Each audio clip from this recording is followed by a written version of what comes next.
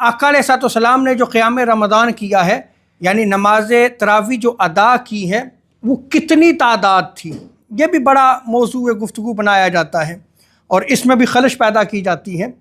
تو آئیے کتب احادیث میں اس کو ہم دیکھتے ہیں۔ حضرت عبداللہ ابن عباس رضی اللہ تعالی عنہما اس روایت کو نقل فرماتے ہیں، اور یہ روایت امام بخاری کے شیخ اور استاد امام ابن ابی شیبہ نے اس کو نقل کیا ہے المصنف میں۔ امام طبرانی نے معجم الاوسط اور معجم الکبیر میں بھی اس روایت کو نقل کیا ہے۔ امام بہقی نے سنن الکبریٰ میں نقل کیا ہے۔ عبد بن حمید نے مسند میں اس کو نقل کیا ہے۔ امام حیثمی نے مجمع الزوائد میں اس کو نقل کیا ہے، اور فتح الباری میں اس کو امام عسقلانی نے نقل کیا، اور دیگر کتب احادیث میں بھی اس روایت کو نقل کیا گیا ہے۔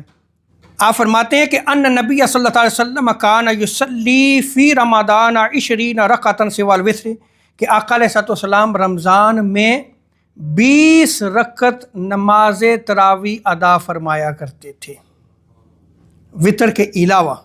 تو حضور علیہ السلام کی سنت مبارکہ کیا بنی؟ 20 رکعت ہے۔